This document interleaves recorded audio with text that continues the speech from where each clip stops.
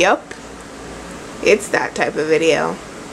Guys, Chaos World here, back for about the billionth time with Naya. So this video is about some more lore on the island and about Naya's character and what she does. So as you know, whoops, as you know, Naya does she goes back she goes back home to Japan. Like, she still goes to school because she's still in high school, and she goes home and does schooling, and then on her vacations then she goes down to the island and hangs out with everyone. And she's mostly the source of the outside. She tells people what's going on, that type thing. She mostly tells everyone what's going on outside in the world. She brings things back for them. For example, like the hats or the shoes that they're wearing, if they didn't already have it when they came to the island. Naya's the source. She's the one who brings it to them. And she can also bring people off the island if they really want to go. Well, Camille goes with her at one point because Camille gets a tattoo. I don't know if Naya's getting a tattoo, but Camille goes off to Japan with her and gets a tattoo. So she's pretty much the important, like, what would I call it, like a mediator between the island, which is kind of like its own world in itself, and the outside world. So that's what she pretty much is. Also, she knows only a tiny bit of things about the island that they don't know. And also she's the shelter. When before she came, it's just Camille and Adriana, and they just lived in this little cave with the alien monkeys that lived there. They just lived in like a cave. But then Naya came and she showed them that there is a house that is on the island because her parents built it there, or somehow got it built. Maybe not them themselves built it, but they got a house built there for her. So she showed them where the house was so they could sleep in the house. It uses solar panels for like electricity and stuff. They don't have any internet or cell phones or anything because they don't get any reception, but it has like solar power, so they can use like electric stuff if they need it. Like, if she wanted, like, they have a what can I say, like, sometimes they have like some tools that might need electricity.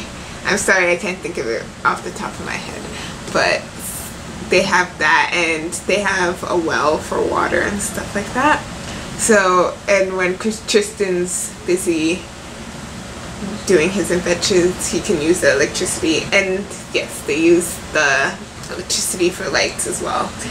So they have that in the room. It is 3 stories in the house, so it's pretty big. Well, it's big, but it's not gigantic. So Naya has her own room, Tristan has his own room, Adriana and Camille, they share a room. Mabel, she sleeps on the roof. They don't know she's there in the story.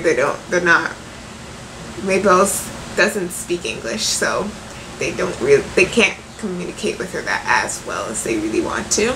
And she from her backstory, you'll see that she doesn't want to get too close, so she sleeps on the roof and they're not aware of it. And my dragon boy, who's not here yet, Eon, he sleeps outside because he doesn't like to sleep inside. So they have a lot of space in the house. So if they did need more people to come in, they do have this space for it. So that's what pretty much I want to say was Naya's rule for the island. Also, I guess when she does go back home, she's actually a really popular person back home because, of course, she's this big, tall, like, American girl who lives in Japan, so she kind of sticks out. And especially when she had her blonde and brown hair, she definitely stuck out. So, but she's very popular among her classmates and stuff. She doesn't really try to be, but they just come and talk to her anyway.